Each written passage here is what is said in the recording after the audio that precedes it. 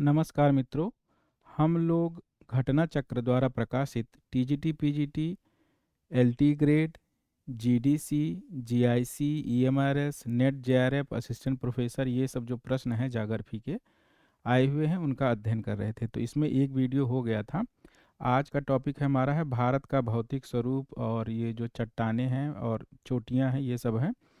तो सबसे पहले इसको पढ़ने से पहले एक चीज़ हम ये देख लेते हैं जो चट्टानों का वर्गीकरण है। हालांकि ये इसी चैनल पे पीछे ये वीडियो बनाए थे चट्टानों का वर्गीकरण, तो उसमें डिटेल में बताए हैं। इसमें संक्षेप में बता दें क्योंकि यहाँ पे ज़रूरत पड़ेगी हमें। देखिए, जो भारतीय चट्टानों का वर्गीकरण किया गया है वो चार समूह चट्टानें हैं। जैसे एक है आर्कियन, और दूसरा है पुराण समूह, तीसरा है द्रविड़ीय समूह और चौथा है आर्यन समूह। तो आर्कियन समूह में सबसे पहले आर्कियन चट्टान है और दूसरा है धारवाड़।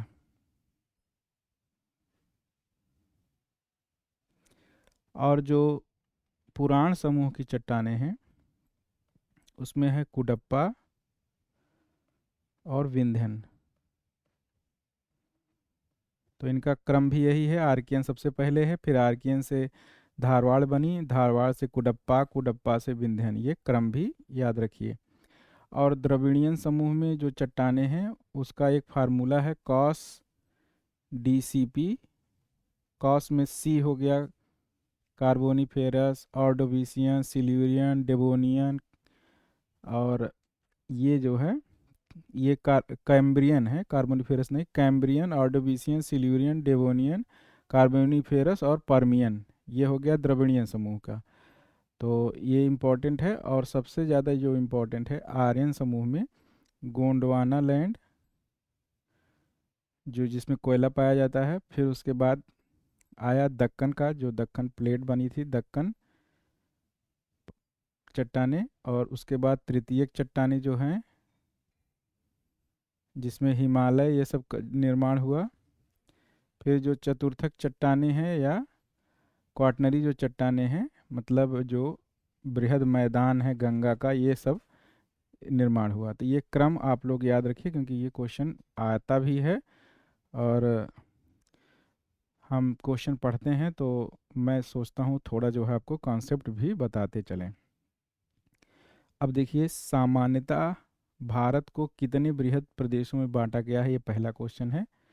तो 4 बृहद प्रदेशों में भारत को बांटा गया है। कौन कौन सा है? सबसे पहले तो उत्तर का पर्वतीय मैदान है, पर्वतीय भाग है, जो पर्वतीय भाग है। उसके बाद उत्तर का मैदान है, बृहद मैदान। फिर प्रायद्वीपीय उच्च भूमि और भारतीय तट और द्वीप है। जैसे ये भारत है तो जो उत्तर का ये पर्वतीय क्षेत्र हो गया, फिर ये मैदान हो गया, और ये बीच का पठार हो गया प्रायद्वीपीय भाग, और किनारे किनारे जो समुद्र तटीय मैदान है और द्वीप है। तो ये 4 मेन प्रकार हो गए। फिर वही देखिए क्वेश्चन आया, भारत की भौगोलिक संरचना को कितने समूहों में बांटा गया है? तो 4 समूह हो जाएगा। एसपी चटर्जी ने भारत के प्राकृतिक विभागों की स्कीम में महाराष्ट्र पठार के प्रायद्वीपीय पठार के किस उपविभाग में रखा जाता है? तो महाराष्ट्र को देखिए, जो ये भारत का मानचित्र है, तो महाराष्ट्र यहाँ कहीं पे है। ये देखिए, ये मान लीजिए प्रायद्वीपीय पठार है ये, तो महाराष्ट्र यहाँ पे है। तो ये क्या है? ये उत्तर में है, तो ये दक्कन का पठार है, दक्कन पठार के उत्तर में है, तो ये उत्तरी दक्कन का पठार हो जाएगा, पहला आंसर हो जाएगा। ये क्वेश्चन एमपी असिस्टेंट प्रोफेसर 2017 में पूछा गया है। अब देखिए, इसमें दिए भी हुए हैं। एसपी चटर्जी के भारत के प्राकृतिक विभागों की स्कीम में महाराष्ट्र पठार को उत्तरी दक्कन पठार में रखा जाता है। एसपी चटर्जी ने भारत का आर्थिक विभाजन भूगर्भिक और भौगोलिक संरचना के आधार पर किया है। अब देखिए, जो हमने अभी आपको शैल समूह पढ़ाया वो क्वेश्चन ये सीधा सीधा आया हुआ है। ये जीडीसी प्रवक्ता 2013 में है। तो जो शैल समूह है कौन कौन सा था? आर्कियन, पुराण है ये, और द्रविड़ियन और आर्यन। तो आर्कियन में क्या था? आर्कियन और धारवाड़। तो ए का हो जाएगा पहले 3, धारवाड़ हो गया। पुराण समूह में कौन कौन था? पुराण समूह में था कुडप्पा और विंध्यन। तो इसमें ऑप्शन में क्या दिया है, कुडप्पा नहीं है, विंध्यन है, तो बी का 4 हो जाएगा। और द्रविड़ियन में कॉस डीसीपी बताए थे फार्मूला, ऑर्डो ऑर्डोविशियन है ये, carbon Cambrian, Ordovician, Silurian, Devonian, तो ये ऑर्डोविशियन हो जाएगा द्रविड़ियन में। और आर्यन, आर्यन में क्या क्या बताए थे, आर्यन में गोंडवाना बताए थे, गोंडवाना। उसके बाद हमारा दक्कन का पठार था, फिर हिमालय तृतीयक जो काल में बने थे, और फिर चतुर्थक काल में जो मैदान बने थे। तो ये जो है ऑप्शन हो जाएगा, आप इसे मिला भी सकते हैं, आर्कियन हो जाएगा धारवाड़, पुराण या पुराना जो है विंध्यन हो जाएगा, द्रविड़ियन जो है ऑर्डोविशियन हो जाएगा, आर्यन गोंडवाना हो जाएगा। तो आपका एक क्वेश्चन सही हो जाएगा, आपका कॉन्सेप्ट भी क्लियर हो जाएगा। दक्कन जाल बना है, तो दक्कन जाल बना है ग्रेनाइट, कायांतरित शैल, अवसादी शैल और बेसाल्ट। तो दक्कन किससे बना है, दक्कन जो है बेसाल्ट से बना है, क्योंकि ये जो दक्कन का पठार है, ज्वालामुखी उद्गार हुआ तो वो चारों तरफ बेसाल्ट फैल गया, तो क्या हुआ, दक्कन का पठार बना, तो बेसाल्ट से बना हुआ है ये। दक्कन ट्रैप या जाल निर्माण मेसोजोइक महाकल्प में क्रेटेशियस कल्प में हुआ था, और इस काल में विदर्भ क्षेत्र में ज्वालामुखी के दरारी उद्भेदन से लावा का बृहद उद्गार हुआ, एवं लगभग 5 लाख वर्ग किलोमीटर का क्षेत्र इससे आच्छादित हो गया। इस क्षेत्र में 600 से 1500 मीटर तक, कहीं कहीं तो 3000 मीटर की मोटाई तक बेसाल्टिक लावा का जमाव मिलता है। यह प्रदेश दक्कन ट्रैप के नाम से जाना जाता है। अगला क्वेश्चन है, निम्नलिखित में से कौन दक्कन लावा ट्रैक के अंतर्गत आता है, अच्छा कौन आता है, तो महाराष्ट्र और मध्य प्रदेश, गुजरात और क्या दिया गया है, आंध्र प्रदेश, तमिलनाडु, उपयुक्त सभी, तो ये तो आसान है, उपयुक्त सभी हो जाएगा इसमें, इसमें आंसर हो जाएगा उपयुक्त सभी, 6 का हो जाएगा। देखिए इसमें ऑप्शन जो दिए हैं, दक्कन लावा ट्रैप का विस्तार मुख्य रूप से महाराष्ट्र, दक्षिण मध्य प्रदेश, गुजरात, सौराष्ट्र, गोवा, तेलंगाना में विस्तारित है, तो ये उपयुक्त सही जो है ऑप्शन ज़्यादा सही है।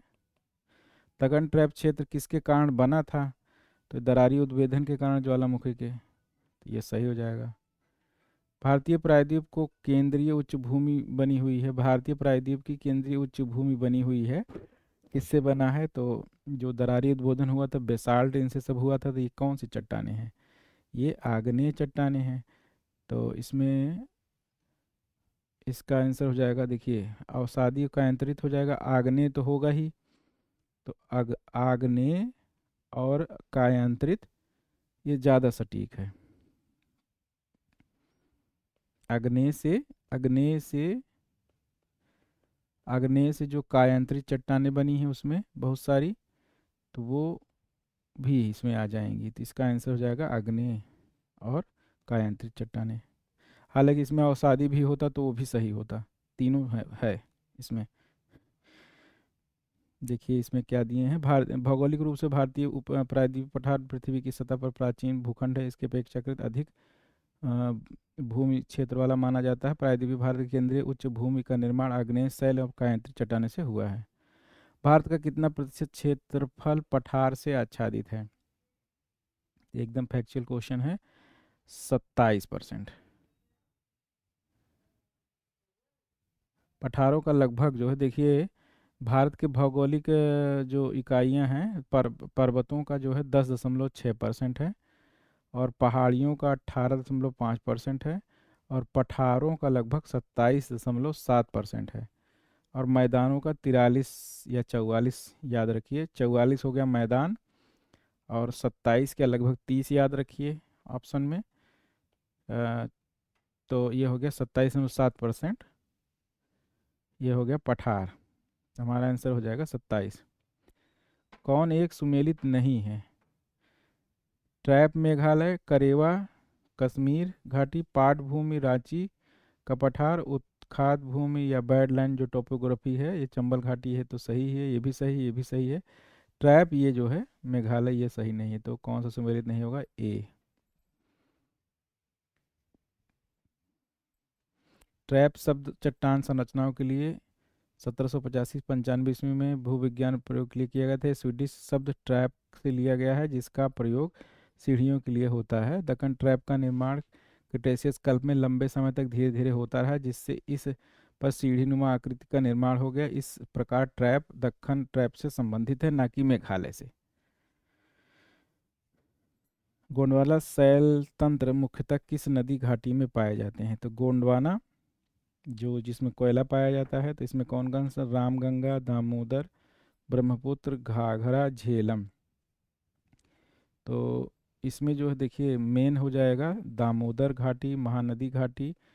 तो इसमें आंसर हो जाएगा दामोदर घाटी, क्योंकि कोयला जो है काफ़ी पाया जाता है वहाँ। तो ये हो जाएगा देखिए दामोदर घाटी, महानदी घाटी, राजमहल, सतपुड़ा, महादेव पहाड़ी, कश्मीर, दार्जिलिंग में गोंडवाना शैल समूह जो है काफ़ी जगह पे पाया जाता है। ये जो वीडियो हमने बनाया था जो भारतीय चट्टानों का वर्गीकरण, तो उसमें काफ़ी डिटेल में बताया था, आप पीछे जाके देख लीजिएगा। चतुर्थ शैल में कौन सा होगा? तो अभी हमने बताया था कि आर्यन कल्प में जो चतुर्थ समूह है, आर्यन में आर्यन समूह की चट्टानें कौन कौन सी हैं? आर्यन समूह की चट्टानें हैं गोंडवाना लैंड, गोंडवाना, गोंडवाना लैंड नहीं, गोंडवाना, और तृतीयक समूह और चतुर्थक समूह। और बीच में कौन सा है? गोंडवाना के बाद दक्कन है, दक्कन है, गोंडवाना के बाद दक्कन है, गोंडवाना, फिर दक्कन है, फिर जो है तृतीयक समूह है, और फिर चतुर्थक समूह मतलब मैदान है। तो चतुर्थक में क्या हो जाएगा? मध्य गंगा का मैदान हो जाएगा। 12 का सी। अच्छा, इसमें दिया कौन इसमें नहीं पाए जाते? तो इसमें चतुर्थक में तो हर जगह है, ठीक है, कच्छकरण भी है, कश्मीर में भी जो है वो है। तो इसमें कर्नाटक नहीं होगा, ठीक है, ये जो है आंसर हो जाएगा इसका ई, कर्नाटक। ये हमने देखा नहीं, नहीं पाए जाते। कर्नाटक में क्या है? धारवाड़, ये सब जो है वो सब पाए जाते हैं। प्रायद्वीपीय पठार है उसमें, दक्कन का पठार है, चतुर्थक तंत्र नहीं वहाँ। पाट जो है भूमि कहाँ पाई जाती है? बुंदेलखंड पठार, दंडकारण्य, छोटा नागपुर, तेलंगाना। तो पाट नागपुर पठार में पाया जाता है, छोटा नागपुर पठार में। ये काफ़ी इंपॉर्टेंट क्वेश्चन है। पाट भूमि छोटा नागपुर पठार क्षेत्र में पाई जाती है। यह भूमि समुद्र तल से लगभग 1100 मीटर की औसत ऊंचाई रखती है। इसका ऊपरी भाग समतल होता है। उदाहरण के लिए नेतरहाट, जमीरा पाट, खामार पाट, रुदनी पाट। पाट मतलब सपाट, पहाड़ मतलब सपाट। ये है छोटा नागपुर पठार में। रांची पठार उदाहरण है, ये है सही संप्राय मैदान का, प्रारंभी संप्राय मैदान का, निम्नावलित संप्राय मैदान का, और उत्थित संप्राय मैदान का। तो ये देखिए अच्छा क्वेश्चन है, ये जीआईसी 2009 में पूछा गया था। तो ये है उत्थित संप्राय मैदान का उदाहरण है, उत्थित संप्राय मैदान का उदाहरण है डी। 14 का डी हो जाएगा। रांची का पठार उत्थित संप्रदाय मैदान का उदाहरण है, या छोटा नागपुर पठार का भाग है। रांची पठार की ऊंचाई लगभग 651 मीटर है। कौन सा एक कथन सही है? प्रायद्वीपीय भारत आर्कियन काल से अब तक समुद्री निमज्जन से प्रभावित नहीं हुआ है। अरावली पर्वत श्रेणी विश्व के प्राचीनतम भूसन्नतियों में से एक है। कौन सा एक कथन सही है? धारवाड़ समूह की चट्टानें में जीवाश्म मिले हैं। देखिए जीवाश्म जो है विंध्यन समूह की चट्टानों से मिलना शुरू होते हैं, ये धारवाड़ में नहीं पाया जाता। विंध्यन समूह की चट्टानों में लौह अयस्क सर्वाधिक है। तो इसमें कह रहे हैं कौन सा कथन सही है? तो देखिए इसमें जो होगा बी होगा, क्योंकि अरावली जो श्रेणी है प्राचीनतम, जो पर्वत जो बनते हैं कैसे बनते हैं? जो दो प्लेटें एक दूसरे से टकराती हैं, तो जो भूसन्नतियाँ होती हैं वो उनमें जो अवसाद होते हैं वो उनसे जो है पर्वत का निर्माण हो जाता है। तो ये जो अरावली है वहाँ कभी समुद्र रहा, उसके बाद फिर वहाँ भूसन्नति थी, तो फिर वहाँ पे प्राचीन पठार बना था और पर्वत बना था। तो ये जो है सही है। अरावली श्रेणी देखिए प्राचीनतम भूसुन्नतियों में से एक है। यह भारत की प्राचीन पर्वत श्रृंखला है जिसका विस्तार गुजरात से राजस्थान, ये सब पूरा दिया गया है डिटेल। और यह प्रायद्वीपीय भारत का पश्चिमी तट जो समुद्री निमज्जन से प्रभावित हुआ, साथ ही धारवाड़ समूह की चट्टानें में जीवाश्म नहीं बचे। विंध्यन समूह, देखिए मैंने बताया विंध्यन समूह से चट्टानों में जो मिलना शुरू होते हैं जीवाश्म, और इसमें लौह नहीं पाया जाता। इसमें सही विकल्प इसका बी होगा। निम्नलिखित से कौन सा एक भारत का सर्वाधिक प्राचीन पर्वत है? तो ये अरावली है। निम्नलिखित में कौन सा भारत की सबसे प्राचीन पर्वत श्रृंखला है? तो अरावली। सब आसान है और इम्पोर्टेंट भी है। राजस्थान के भौतिक स्वरूप संरचनात्मक दृष्टि से भारत के निम्नलिखित में से किन उच्चावच प्रदेशों का हिस्सा है? जो राजस्थान है, उत्तरी बृहद मैदान, प्रायद्वीपीय पठार, उत्तरी बृहद पर्वतीय प्रदेश, उत्तरी बृहद मैदान, तटीय मैदान। तटीय मैदान तो बिल्कुल नहीं होगा, तटीय मैदान तो काट ही दीजिए।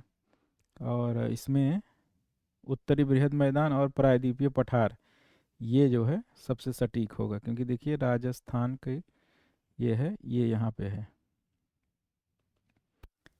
तो ये हो जाएगा उत्तरी बृहद मैदान और पठार, ये दोनों का हिस्सा है।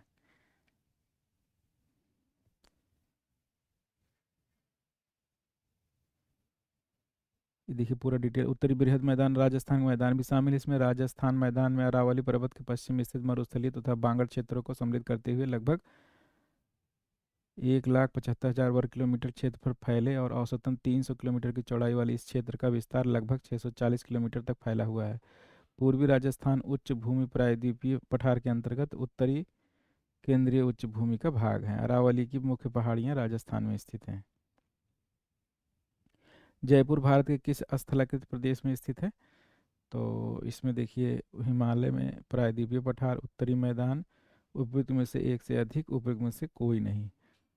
तो इसका आंसर हो जाएगा उत्तरी मैदान। भारत की सबसे पहले खोज करने वाला यात्री था भारत की, तो इसमें आसान क्वेश्चन है ये, वास्को डी गामा। लक्षद्वीप की राजधानी का नाम है, लक्षद्वीप की राजधानी का नाम है कवरत्ती। ईटानगर, आइजोल ये सब नहीं है, तो इसमें कोई नहीं हो जाएगा, कवरत्ती हो जाएगा। देखिए लक्षद्वीप अरब सागर में स्थित भारत का एक केंद्र शासित प्रदेश है और इसकी राजधानी कवरत्ती है। कवरत्ती, इसकी राजधानी क्या है? कवरत्ती। पोर्ट ब्लेयर अंडमान निकोबार द्वीप समूह की, आइजोल मिजोरम की, तथा ईटानगर अरुणाचल प्रदेश की राजधानी है। तो इसका कवरत्ती इसमें ऑप्शन नहीं है, तो इसका आंसर डी हो जाएगा। निम्नलिखित राज्यों में किसकी सर्वाधिक तटरेखा है? तो ये बहुत इंपॉर्टेंट क्वेश्चन है। तो गुजरात की सबसे लंबी तटरेखा है। देखिए गुजरात की सबसे लंबी तटरेखा है, महाराष्ट्र की है, उसके बाद केरल है, तमिलनाडु तटरेखा। सर्वाधिक लंबी तटरेखा केंद्र शासित प्रदेश में अंडमान निकोबार द्वीप समूह की है। सबसे अधिक जो तटरेखा है ये गुजरात की, याद रखिए आप लोग। मणिपुर राज्य की राजधानी है, मणिपुर। मणिपुर राजधानी की राजधानी क्या है? इम्फाल है। स्ट्रैटो ज्वालामुखी नारकोंडम किस देश में स्थित है? तो नारकोंडम जो है वो कहाँ है? भारत में है। देखिए जो प्रायद्वीपीय भारत है और ये मतलब पूरा भारत है, ये जो भारतीय प्लेट है ये यूरेशियन प्लेट के अंदर जा रही है। तो ये जैसे मान लीजिए ये है भारत है ये, तो यहाँ कहीं पे जो अंडमान निकोबार द्वीप समूह है और ये बंगाल की खाड़ी के आसपास यहाँ कहीं पे है ये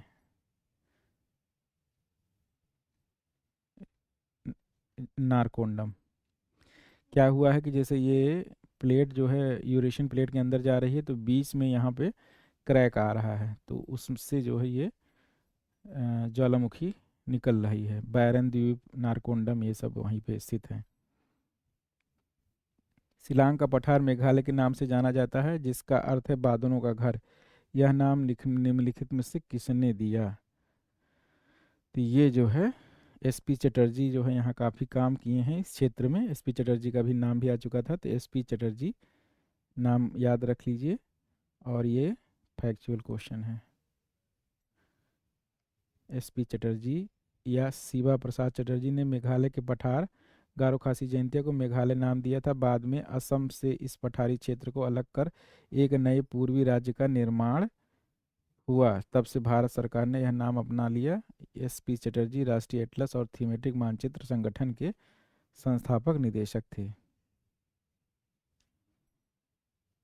कोरोमंडल तट जो है कहाँ है, कोरोमंडल तट जो है कहाँ है, ये इसका जो है देखिए कोरोमंडल तट का विस्तार कहाँ से, आंध्र प्रदेश से कृष्णा नदी जो डेल्टा है उसमें, ये देखिए भारत है। तो यहाँ पे मान लीजिए कृष्णा नदी है, तो ये जो क्षेत्र है पूरा अ, यहाँ तक कन्याकुमारी तक, तो ये जो क्षेत्र है इसको कोरोमंडल तट कहते हैं। इसका आंसर हो जाएगा तमिलनाडु माना जा सकता है। इसका आंसर तमिलनाडु मोटे तौर पर सही होगा।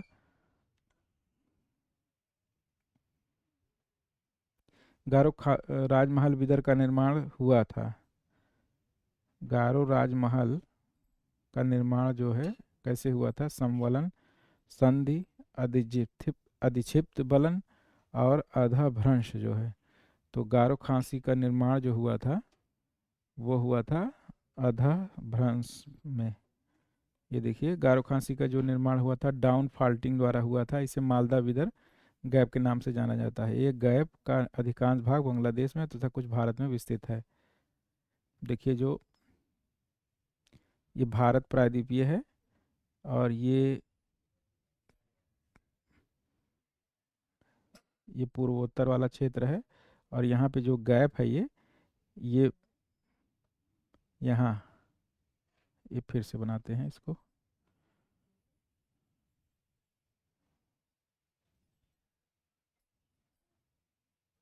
ये देखिए ये हो गया। तो ये जो प्रायद्वीपीय है और यहाँ है गारो खासी, तो इसमें बीच का पार्ट ये जो है धंस गया, तो इसी को मालदा गैप कहते हैं। और ये जो क्षेत्र है कार्बी एलोंग, ये सब ये क्षेत्र जो है गारो खासी जयंतिया जो पठार है, ये प्रायद्वीपीय भारत का प्रायद्वीपीय भारत के पठार का हिस्सा है। ये बीच में जो है धंस गया, ये जो है गैप हो गया, इसी को मालदा गैप कहा जाता है। महान भारतीय रेगिस्तान जिसे थार रेगिस्तान के नाम, अब ये सब चीज़ें जो है पिछली वीडियो में जो हम यूथ कंपटीशन की जो बुक जो कराए थे क्वेश्चन, उसमें भी काफ़ी डिटेल में बताए हैं, और यहाँ भी थोड़ा थोड़ा बता रहे हैं। जैसे ये सब जो तट के बारे में है, ये भी वीडियो बहुत अच्छा मैंने बनाया हुआ है, उसको भी आप लोग देख लीजिए और ट्रिक से तैयार कर लीजिए। महान भारतीय रेगिस्तान जिसे थार रेगिस्तान के नाम से भी जाना जाता है, किस भौगोलिक क्षेत्र में स्थित है। जो ये महान भारतीय रेगिस्तान जो है कहाँ पे है, पश्चिम तटीय में है, सिंधु गंगा मैदान है, कि अरावली पर्वतमाला है, और कि दक्कन का पठार है। ये जो है किस भौगोलिक क्षेत्र में स्थित है। तो इसमें देखिए, इसमें सिंधु गंगा का मैदान भी हो सकता है, अरावली पर्वतमाला भी हो सकता है। देखिए इसकी व्याख्या क्या किए हैं। महान भारतीय जिसे रेगिस्तान के नाम से जाना जाता है, भारतीय उपमहाद्वीप में उत्तर पश्चिम भाग में एक बृहद बड़ा शुष्क क्षेत्र है। भारत पाकिस्तान के बीच सीमा पर प्राकृतिक रूप से विस्तारित है। उत्तर में सतलज, पूर्व में अरावली, पश्चिम में सिंधु नदी तथा दक्षिण में कच्छ का रण इसकी सीमा निर्धारित करते हैं। यहाँ मुख्य रूप से राजस्थान है तथा इसका कुछ हिस्सा पंजाब, हरियाणा, गुजरात में है। NCERT के अनुसार महान भारतीय रेगिस्तान को एक अलग भौगोलिक क्षेत्र के रूप में दर्शाया जाता है। इस आधार पर विकल्प ई सही होगा। और विशाल मैदान तथा सिंधु गंगा ब्रह्मपुत्र के मैदान के भाग के रूप में दर्शाया, इस आधार पर विकल्प बी सही होगा। तो सही सही तो जो है इसका आंसर बी होना चाहिए, और बिहार आयोग ने इसका सी माना था, तो ये भी सही है। सी या जो है बी होना चाहिए, सी या बी, इससे ज़्यादा सटीक जो है सी होना चाहिए, हालांकि दोनों सही है। हिमालय के दक्षिण में निम्नलिखित में से कौन सा उत्तरतम है। देखिए ये भी देख लीजिए यहीं पे, जैसे जो पर्वत होता है, पर्वत है, पर्वत के सबसे नीचे जो है क्या होता है, सबसे पहले होता है भा भाभर, भाभर होता है, फिर तराई होता है, फिर बांगर होता है, फिर खादर होता है। खादर में क्या होता है कि जो जो पानी बहता है नदियों का, वो बाढ़ का पानी खादर वाले क्षेत्र में चला जाता है। मतलब नदियाँ जो है, पानी यहाँ चला जाता है, खादर हो जाएगा, फिर उसके ऊपर बांगर हो जाएगा, फिर तराई हो जाएगा। और भाभर में क्या होता है, जब पर्वत से नदियाँ निकलती हैं तो वो भाभर में बोल्डर ये सब होते हैं, तो वहाँ नदियाँ जो है नीचे चली जाती हैं, फिर वो तराई में निकलती हैं। फिर बांगर वो होता है जो नदी के किनारे वाला क्षेत्र जहाँ बाढ़ का पानी नहीं पहुँच पाता है, और खादर में पहुँच जाता है। तो सबसे हिमालय के दक्षिण में सबसे कौन सा उत्तरतम है, तो उत्तर सबसे सबसे उत्तर कौन सा होगा, बांगर होगा, भाभर होगा, भाभर। भाभर सबसे उत्तर है, फिर तराई है, फिर बांगर है, तो भाभर सबसे उत्तर में होगा, भाभर। इसका आंसर हो जाएगा 29 का डी। देखिए यहाँ लिखे भी हुए होंगे, यही पूरा सब डिटेल दिया गया है। और नदियाँ को उतरते समय जो शिवालिक है, शिवालिक श्रेणी सबसे दक्षिण में है, तो शिवालिक के बाद हमारा क्या हो जाएगा, शिवालिक हो जाएगा, फिर बांगर होगा, भाभर, भाभर होगा पहले, हाँ पहले भाभर होगा, भाभर होगा, फिर जो है तराई होगा, फिर बांगर होगा, फिर खादर होगा। ये क्रम है। भाभर के बाद देखिए तराई है, यहाँ हो जाएगा, और बांगर या भांगर इसे कहते हैं, बांगर जो भी सूझे। खादर को याद रखिए, जैसे खादर सबसे नदी के पास में होता है, नदी का जल इसे इन क्षेत्रों को खा लेता है, इस तरह याद रखिए, खा लेता है मतलब खादर। यहाँ बाढ़ का पानी चला जाता है, नवीन जो है जलोढ़ मृदा जो है हमेशा तैयार होती रहती है, तो नदी का पानी इसे क्या कर लेता है, खा लेता है। तो खादर जो है नदी के सबसे पास में होता है, जिसमें बाढ़ का पानी पहुंच जाता है। एक बार फिर इसे आप याद कर लीजिए, सबसे उत्तर में शिवालिक है, फिर जो है भाभर है, फिर तराई है, फिर बांगर है, फिर खादर है। कोसी मैदान की समुद्र तल से ऊंचाई कितनी है, तो ये फैक्चुअल क्वेश्चन है। तो इसका आंसर हो जाएगा 30 मीटर। डंग गंगधार उच्च भूमि क्षेत्र राजस्थान के किस भौतिक प्रदेश में स्थित है, तो ये देखिए राजस्थान स्पेशल क्वेश्चन है ये। तो इसमें होगा दक्षिण हाड़ौती क्षेत्र, ये हमें भी नहीं मालूम है, ये राजस्थान का क्वेश्चन, तो इसलिए जो है आप ये इसे याद कर लीजिए। गोंडवाना काल की चट्टानें किस नदी घाटी में पाई जाती हैं, तो देखिए गोंडवाना, गोंडवाना मतलब जो कोयला वाला क्षेत्र है, तो कोयला वाला क्षेत्र कहाँ कहाँ है आप याद कर लीजिए। तो कहाँ कहाँ पाया जाएगा गोंडवाना लैंड, तो गोंडवाना लैंड जो है कहाँ सबसे ज़्यादा, इसमें सटीक आंसर हो जाएगा महानदी। महानदी का जो क्षेत्र है वहाँ सबसे ज़्यादा कोयला पाया जाता है।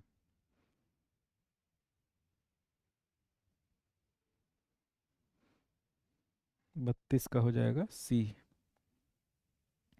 दिए गए विकल्प में महानदी बेसिन उत्तर भारत के पूर्व स्थित गोंडवाना भूमि के दरार और टूटने के फलस्वरूप निर्मित हुआ था, और जबकि ब्रह्मपुत्र सतलज गंगा हिमालय नदियां हैं। अच्छा, ये गोंडवाना काल की चट्टानें पूछ रहे हैं, तो हमारा हो जाएगा महानदी। बुंदेलखंड का पठार निम्नलिखित में से किन दो राज्यों के भागों को आच्छादित करता है, बुंदेलखंड का पठार, तो बुंदेलखंड का पठार जो हो जाएगा उत्तर प्रदेश और मध्य प्रदेश, उत्तर प्रदेश और मध्य प्रदेश, उत्तर प्रदेश और मध्य प्रदेश, ये हमारा हो जाएगा उत्तर प्रदेश और मध्य प्रदेश। अब देखिए पर्वत श्रेणी और पहाड़ी एवं घाटियां हैं, तो इसमें देखिए गंगा के मैदान एवं दक्कन के पठार के मध्य निम्न में से कौन सा पर्वत आपस में बांटने का काम करता है। गंगा का मैदान और दक्कन का पठार के मध्य जो है कौन सा पर्वत आपस में बांटने का काम करता है, तो जो है देखिए जो ये है, क्या है ये, विंध्याचल जहाँ है, ये विंध्यन श्रेणी है यहाँ, तो ये क्या करती है, बांटती है, तो ये विंध्यन पर्वत हो जाएगा, बी हो जाएगा इसका ऑप्शन। ये पीजीटी 2021 में क्वेश्चन आया था। तो गंगा का मैदान और दक्कन के पठार को पर्वत आपस में बांटती हैं।